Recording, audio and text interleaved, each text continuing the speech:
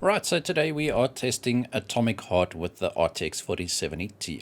Now, I'm going to be testing at 1080p, 1440p, and 4K. This was actually Nvidia's poster child for RTX or ray tracing, but unfortunately the game didn't even ship with ray tracing enabled.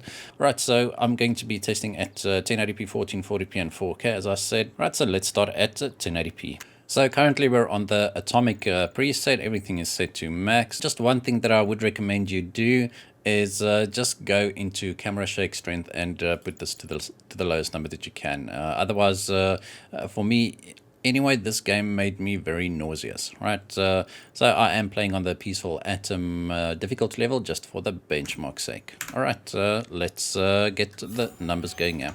Right, sorry, the overlay might be a little bit big, but it's at 1080p, so it is a little bit bigger, and if I make it one smaller, it's actually too small, right? But we don't really care about the screen space that it's occupying, so let's just have a look at the numbers. Now, as you can see outside here, we are getting, we're looking in this direction, we're getting 160 frames per second, and if we're looking this direction with all the trees and stuff, it drops down to 110, 120 frames per second. Now, that is normal. We can't expect the frame rate to stay the same at all times, but the frame rate fluctuations in this game is pretty it varies wildly, actually, like a lot more than I would expect it to. Now, I'm not supposed to be killing these robots because there's cameras everywhere and they'll see me killing them and then call in more robots. But this is the area we'll be benchmarking in. The game is actually not too bad when it comes to stuttering. There are some stutters every now and again, pretty big stutters, but at least they're very few and far between, and that's why our 1% low and 0.1% low numbers differ so greatly. Right, our 0.1% low number is sitting at 31 frames per second. Right, so this is no DLSS, no frame generation, nothing. And we're getting a high refresh rate experience here at all times, mostly at 1080p. But obviously you don't want to play this game at 1080p with a 4070 Ti, so this is not going well. So let's up this to 1440p. Alright, we're now at 1440p, and we dropped quite a performance quite a bit here. Once again, in this specific area, obviously there's nothing to be rendered in the distance here. It goes up to 150 frames per second, and then at certain times it drops down to below 80 frames per second even. So as I said, the frame rate actually fluctuates quite a lot, and there was a pretty big stutter there. But as I said, those aren't the norm. It's definitely not as bad as some games can be, but the stutters are still annoying. At least it's not as frequent. It's actually a very nice game, this. It reminds me quite a lot of Fallout 4. The game is pretty quirky. It takes place in an alternate past with pretty futuristic elements, right? So that's Fallout for you. The one nice thing about this game is the collection. Like, you can actually pick up items from a range, and if you do have you come to an area where there's lots of chests or drawers to open, you can just hold in your open button and it'll automatically pick up everything that you point your mouse at. So collection of resources is pretty good. Alright, so this is at 1440p native. Now, once again, this is on the Atomic preset, which is the highest preset that we can select, obviously. And it's doing pretty well, but I'm just going to go down one preset to see if we can stay above 100 frames per second at all times. So we're just going to drop down to the Ultra preset. Atomic is the highest, and then Ultra is the one just beneath that. Motion blur, I'll just turn that off anyway, but we'll still be on the Ultra preset, right? So let's just reset our numbers, and our frame rate went up quite a bit. Gained around 20 to 30% in our frame rate there. Which is pretty good, actually. I had no idea that Atomic preset would be that demanding. But then the nice thing about this game is it does support DLSS 2 and 3, so frame generation can be enabled. But as I said during the start of the game, I was getting over 200 frames per second in the starting area, and enabling frame generation at that point yielded nothing. But we should be able to see a difference now that the frame rate is a little bit lower. Alright, I don't think I'm going to be testing much lower preset than this. As I said, this is a very demanding area. I'm wasting all my bullets, so I'll just reload my save after this. But maybe I wouldn't waste bullets if I can actually shoot accurately. And this is actually a pretty good experience on Ultra 1440p native. And let's see what happens at 4K.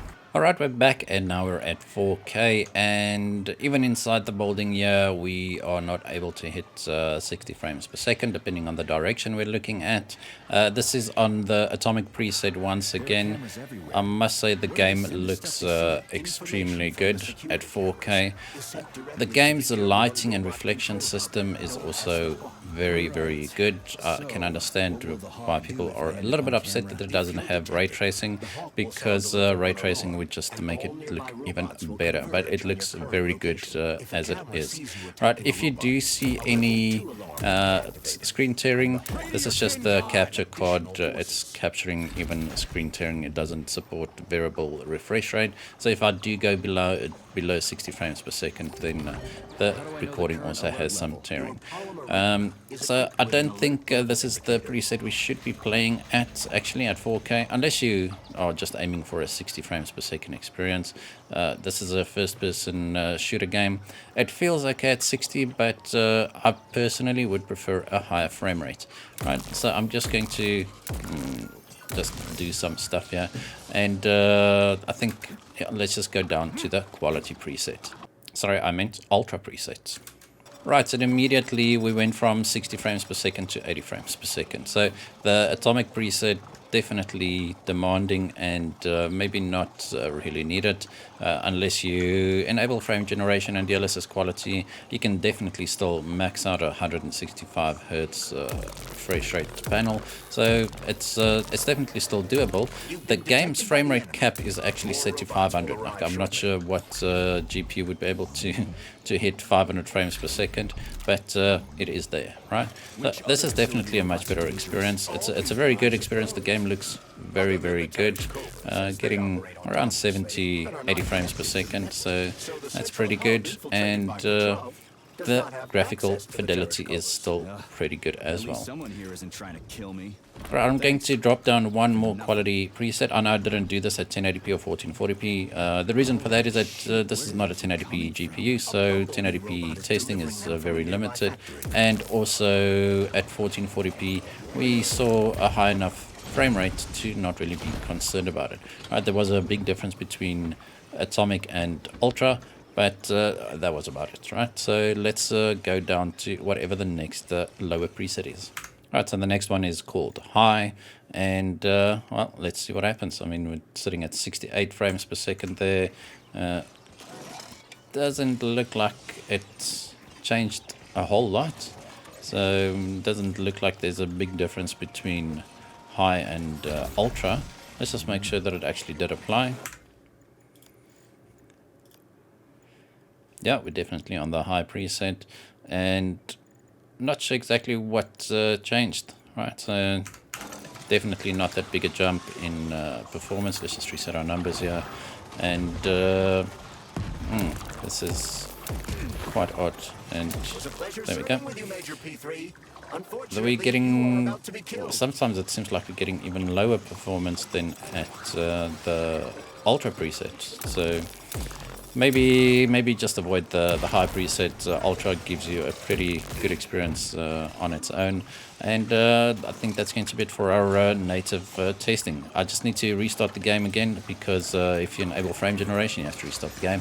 So I'm going to be testing frame generation alongside DLSS 2 super resolution, see what kind of frame rates we can get here. Right, but before we do that, I just want to test with DLSS on its own, super resolution on its own, because as I said, you need to restart the game once you toggle the frame generation toggle. So let's test once again at 4K atomic with DLSS.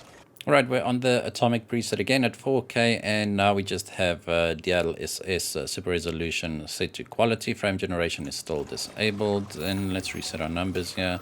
And this actually seems to give us a pretty good frame rate boost, right? We were dipping below 60 at some points, and now it seems to be above 70 at all times. Right, let's just see if we can survive here. I'm not entirely sure we're able to. So this is pretty good as well. DLSS quality at 4K definitely still looks pretty good. I mean, its internal resolution is still very high, so it's definitely no surprise that it still looks good. Remember, there is a difference between DLSS 2 and DLSS 3. So DLSS 3 is actually the combination of DLSS 2 with frame generation enabled and Nvidia Reflex enabled as well, whereas DLSS 2 just refers to the super resolution, which is AI upscaling that uses the tensor cores.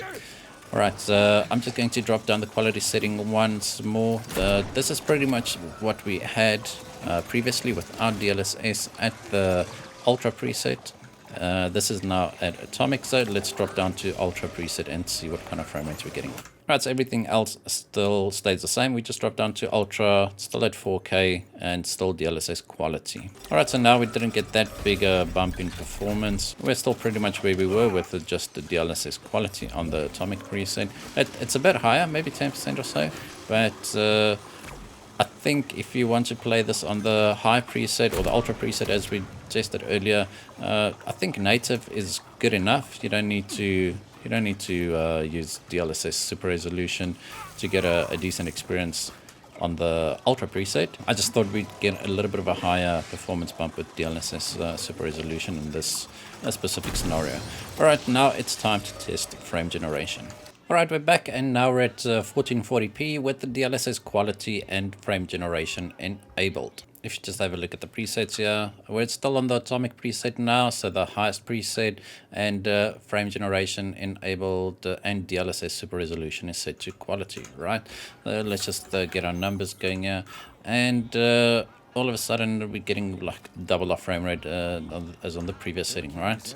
And this is actually a pretty good experience, this getting almost 200 frames per second in this specific area. So this is definitely the setting that I'd be playing on to max out my 165 Hz 1440p panel. There was quite a big stutter there. You can see the 0.1% lows are pretty low.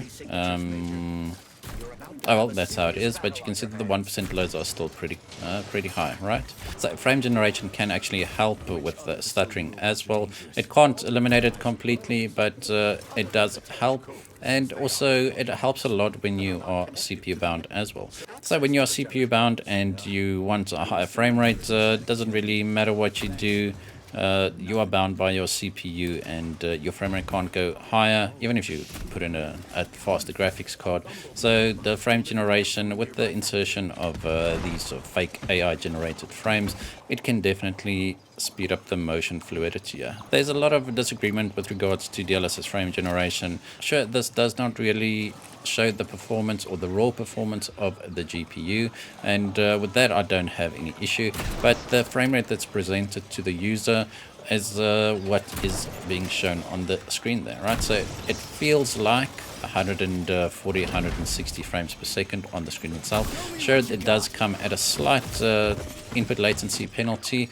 Not a lot. I actually did a comparison in the Cyberpunk video as well. So the latency, the input latency does increase once you enable a frame generation, but not to the extent where the game would be unplayable.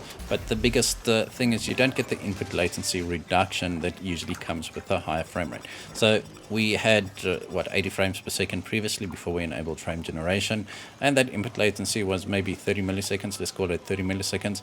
And when we enable frame generation, we're getting 160, 170 frames per second, and then that input latency would increase to about 48 milliseconds. So definitely not the end of the world, not ideal for competitive online shooters, but to my knowledge there's no competitive online shooters that actually have this technology enabled, and they also don't really need it because they are pretty much optimized to run at a high frame rate anyway. Right, so this was at 1440p DLSS quality with frame generation. Let's see what happens at 4K. Right, we're back at 4K, and before we start the game, I just want to show you that HUD elements can sometimes misbehave when frame generation is enabled, right? If I move the mouse slowly, you don't really see it, but once you move the mouse quickly, you can see that the cursor actually disappears at some stage, right?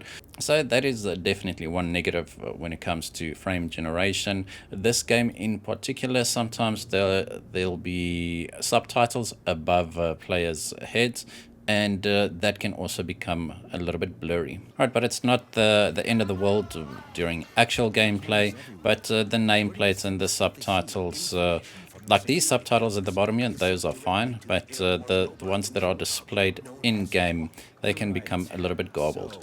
Alright, so we are still on the atomic preset, now just with DLSS quality and frame generation enabled. Let's just reset our numbers here, and it's looking good so far, getting around 100 frames per second, whereas previously we saw dips around 60 frames per second, so definitely not that 2 times performance so definitely not that 2 times performance increase that we saw at 1440p, but this GPU is being held back a little bit at 4K due to its limited memory bus bandwidth, which is sitting at 192-bit, right? So it's not, once again, not the end of the world. This GPU is being marketed as a 1440p GPU, which obviously is quite expensive for a 1440p GPU, but it's definitely doable at 4K as well. Now, if you have a look at the top left-hand corner, I've got 2 numbers for VRAM. One is VRAM allocated and one is VRAM usage. So this is reported by MSI Afterburner, and it gives you an estimate. It's not 100% accurate, but usually only VRAM allocated is being reported, but if you enable the per process usage, you can actually see the estimated VRAM usage. Alright, so this was at DLSS quality with frame generation enabled, so it's still a very good experience, getting around 100 frames per second, which is good in this specific area. As I said, this is a very, very demanding area. Usually you'd get around double the performance inside, obviously because there's a lot less to render in the distance. Right, let's see if we just drop down the preset to Ultra. Right, we're now on the Ultra preset, and you can still see that DLSS Super Resolution is set to quality and frame generation is still enabled. Let's just reset our numbers here. And now we are still getting around 100 frames per second. It does drop below 100 every now and again, but it seems to be a little bit closer to 100. Drops down to 90. So once again, not really that big a difference at 4K when we drop down from atomic to the Ultra preset, right? Previously we did see a bit of an increase. Sorry, it was actually at Ultra to high. There was literally no increase in performance. I think we're going to die here. There's just too many robots here. I mean, this is still a pretty good experience. 100 frames per second on average, well, pretty close to 100 frames per second average, and playing at 4K with DLSS quality and frame generation enabled. The visual quality is still pretty good, and there's not a lot of artifacting when moving around, so that's actually pretty good. Right, as I said, the frame rate in this game is very inconsistent, so in some areas you'll get a higher frame rate than this, but I don't think you'll get a much lower frame rate than this in other areas, as this is definitely the most demanding area that I was able to test in my 4 or 5 hours of gameplay so far. Alright, this is where we're going to leave this one. I just want to ask you guys if you'd consider subscribing, please. All these GPUs and games, etc. I purchase on my own account. I don't get any revenue whatsoever from YouTube. I don't get any sponsored products or anything, so everything you see here is done at my own cost. So if you guys would subscribe to the channel, that'll go a long way to helping us out, and it'll be much appreciated. Alright, but thank you guys for watching. I hope you enjoyed this video. If you did, make sure to hit that like button, and as always, we hope to see you in the next one.